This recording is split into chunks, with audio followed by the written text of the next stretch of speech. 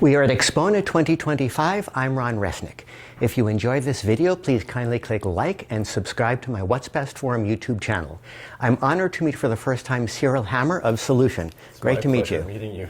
What is Soulution's sonic philosophy? When you install Soulution components in a client's home, what are you hoping to achieve? What are you hoping they experience? Well, in the end, it's about music, the essence of music. But the way we achieve it is with neutrality, transparency. So the signals should not be changed in any way.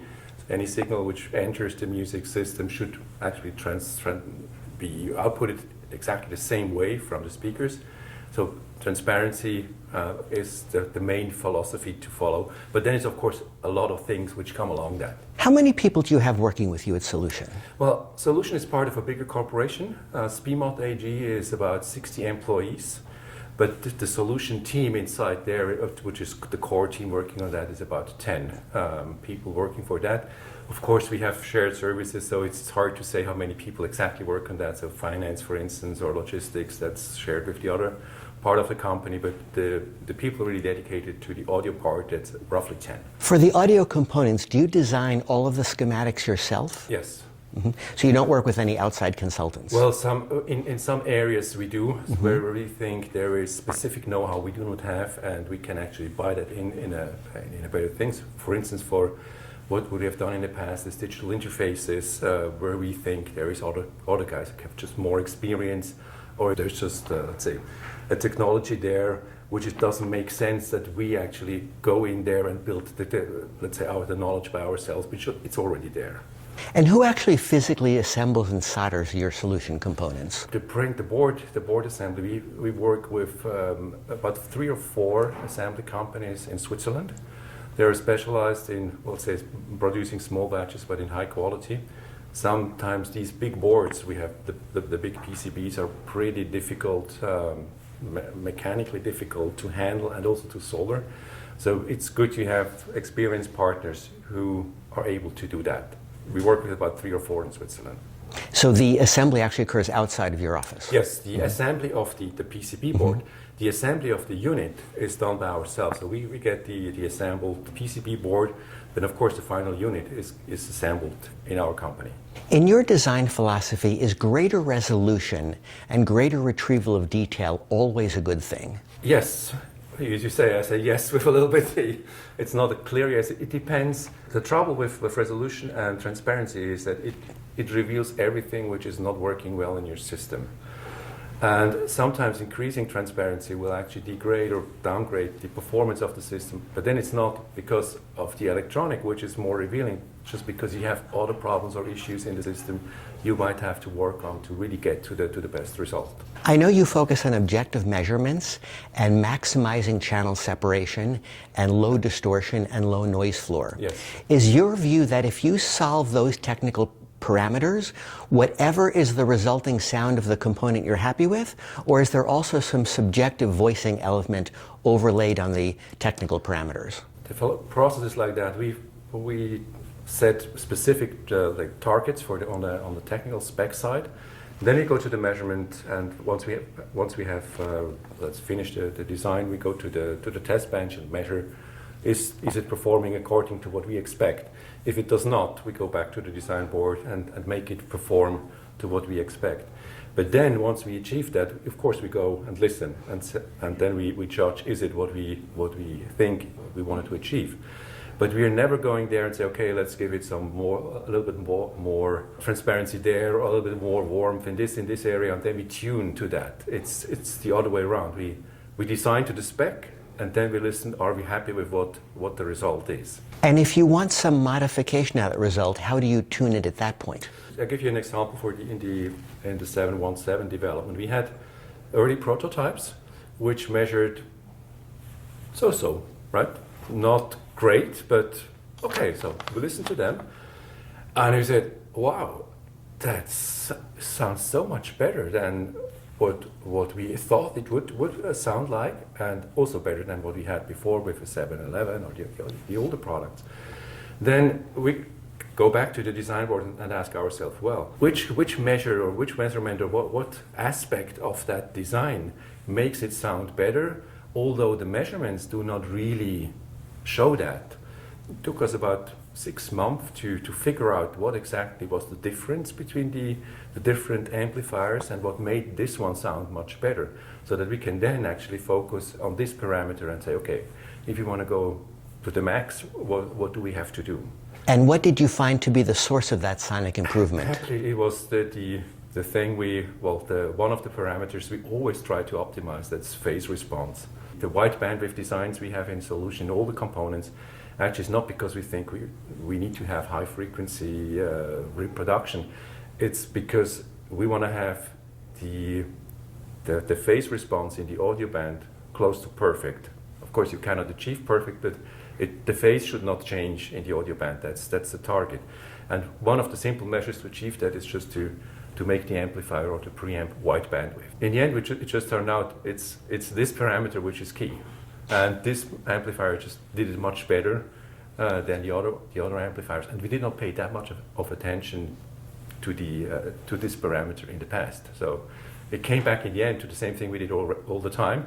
But it just reinforced that it's even more important than we thought. I know the 717 achieves a bandwidth in excess of 2 megahertz. Yes. How does that extremely wide bandwidth manifest an improvement in the audio frequency range? In a technical point of view, it's what I said. It's you reduce the phase change. So if you say, look, we have a signal at low frequency, 0 hertz, and maybe 20K. Ideally, they should all be exactly in phase. So there should be 0 phase change between these signals, but every audio component will add a little bit to that, no matter how you do that.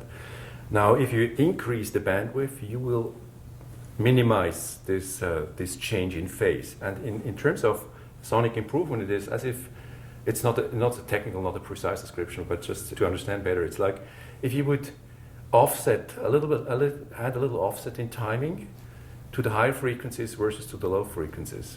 Whereas if you take just a sonic event which is composed from low and by low frequencies and has a high frequency content, these two contents will be slightly offset, and the wider band, if you make it, this offset gets smaller, so it's more coherent, more in time, it's more to the point, and in the end this gives you better representation of soundstage.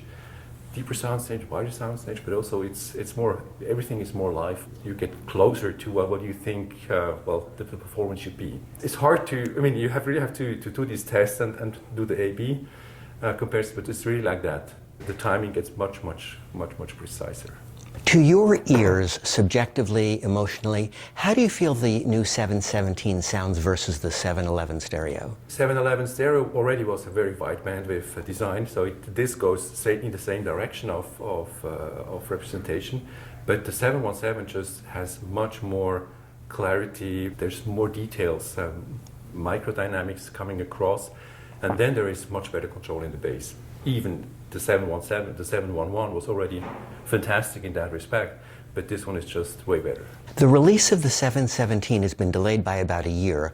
What was the reasons for the delay? We wanted to announce a new product in May last year, so that was maybe just an early prototype we showed there, which was not really, and we knew that it was not ready for production.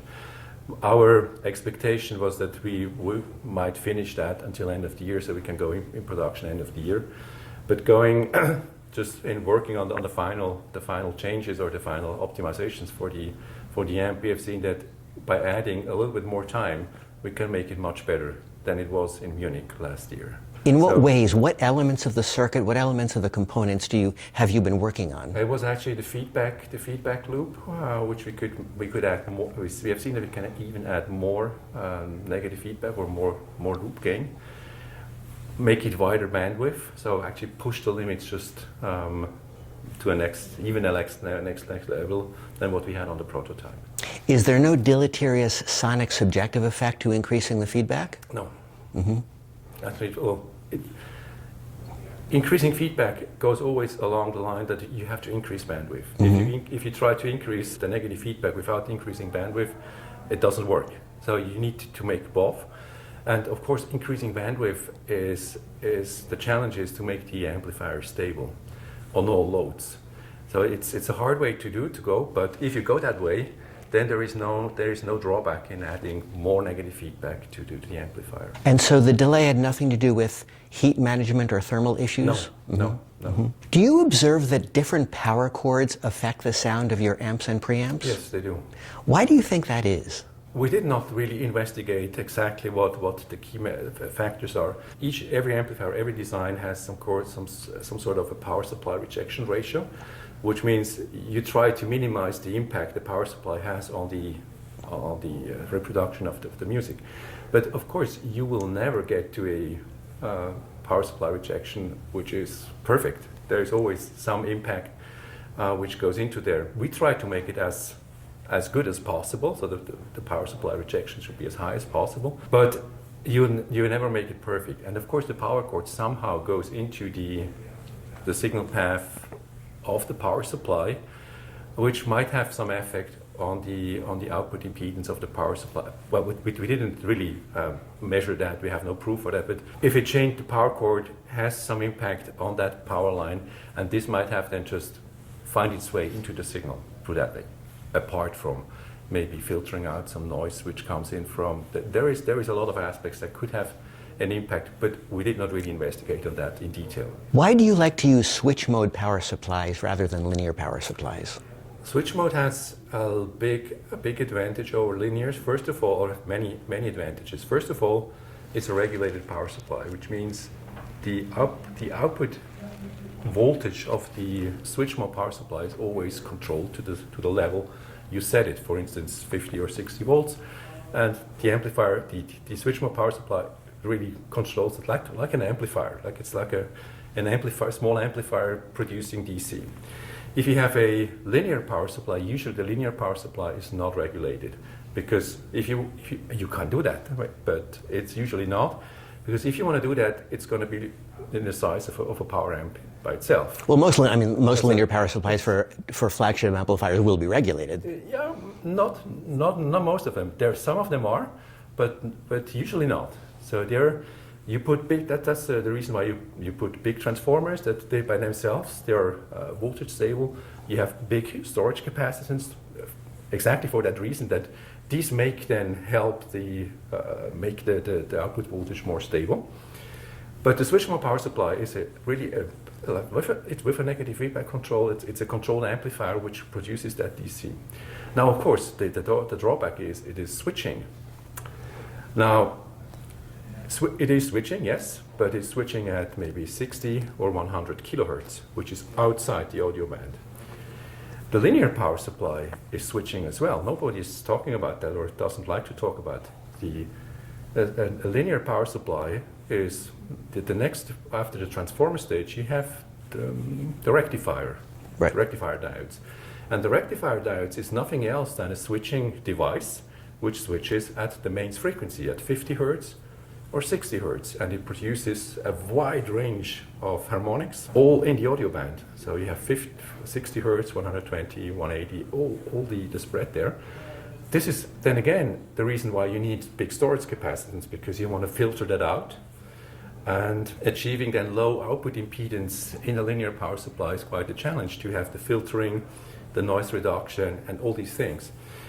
In a switch mode power supply, based on the fact that we have the switching outside the audio band already, the filtering on that side is pretty easy because it's outside already. So there is nothing coming back downwards. Then they're smaller. You can actually add them into the chassis, where you have short signal paths from the power supply to the power amp. If you go for a big linear power supply in a power amp, often you say, okay, to resolve all the issues, I like to have the power supply outboard, an external power supply. Of course, you can put the power supply quite far away from the amplifier stage, so that the radiation of the transformer is not infecting the amplifier stages. But you have to add a long interconnect cable, which is again cables, connectors, and so on. And one of the key parameters you're fighting for with a power supply is a low output impedance. And we talk low output impedance, we talk in milliohms or even fractions of milliohms. And then, of course, the cable and the connectors is not what you want to have there, right? You want to have a direct connection from the power supply output to the amplifier stage. In the 717, the output terminals of the switch mode power supply are directly screwed on the power amp board. So there is no cable in between the most direct and most shortest path from power supply to the output stage. Does the switch mode power supply also generate noise, which is a separate element you have to deal with? Well, of course, it generates noise in the upper band. If you measure a really wide band into the megahertz band, you can see that there is noise up there. But the advantage is, of course, that the amplifier is not amplifying that anymore. With 2 megahertz, it starts to roll off. So there is this noise, but it's not big amplitude or high amplitude. It's not affecting anything. So because it's out of band, so it's not that you can think, well, there is noise, but it's folding back to the audio band. That's not happening. The switching noise, which you have, let's say it's switching at 60 kilohertz, then it's all above that. So you will have noise at 120 kilohertz, 180 kilohertz, all the harmonics going up, but nothing is going down. The only thing you have to make sure that with the 60 hertz, that this path is really smooth and well shielded. Otherwise, you could actually just inject 50 or 60 hertz mains frequencies to the signal. But other than that, there is no noise injection. You mentioned that even with linear power supplies with diode rectification, there's a switching element. Is that also true with tube rectification? Yes, because it's the rectifier actually to make a DC voltage from the AC mains, you have to switch the polarity of the first step is you make with the rectifier, you make some sort of a switch sine wave, which is not, of course not a sine wave anymore. Then you filter that with a filter cap to make some sort of a DC voltage out of it. So all let's say the standard linear power supplies, they have a switching element, which is the rectifier diodes. No matter the switch mode power supply does it the exact same way. It also has rectifier diodes in there, but it's just working at much higher frequencies, so the transformer is smaller, and so on. Tell us about the rest of the components in the system you design and test your components on. Do you typically use analog, digital, or both? We use both. Yeah, it's because we have great preamps on DACs and phono analog sources, so we usually use both. Yeah. And what loudspeakers do you use at the factory? We have several models. We change from time to time. Right now we have a pair of Alcivox speakers at the factory. We had these speakers for quite a while at the factory from Gauder. We have an M6 Magico. We have a Clarisys audio, or had a Clarisys audio in there. We had speakers from Focal. You name it, it's all across the board. So we change from time to time. And right now, these are the three options we have in the office to listen to. What is the next new product we should expect from Soulution? Well, we might have a surprise from Munich, but you can tell me. I won't tell anybody. Oh, yeah. We'll disclose it in Munich. Okay. If it's ready, it's going to be in Munich. If not, it's not sure it's going to be ready or not. So we will just inform maybe a few days before we go to Munich whether it is there or not. But of course, the next steps. Now we work on the 7 series. The next step we have to work on the DAC, which is still let's say an old design. The 760 is still fantastic, but this needs to be renewed. And at some point of time, of course, there is also the 5 series that we have to look into. But there is not a precise timing when this will be ready. The project is not started yet, but that's one of the next steps. Do you consciously design the 5 series to sound a little bit different in any way than the 7 series? Not by purpose. In the end, it results out of the fact that we spend less money on components and effort into that, and then just certain things are not possible to achieve. And this is then the 5 series, and the same thing for the 3 series. 3 series is even, let's say, 5 series is from the technology side very similar to the 7s in general. Just we have fewer components. 3 series is completely different. The price step downwards is so big that we cannot use the same concepts as we use in the 7s. So that's a design really to make this possible. Still following the same philosophy of wide bandwidth, fast all the same things, but just in a different form of implementation. When will production copies of the 717 amplifier begin shipping, do you think? I hope mid of May. Mid of May. Okay. Cyrill, it's been great to meet you. Thank My you so pleasure. much and have a wonderful show. You as well.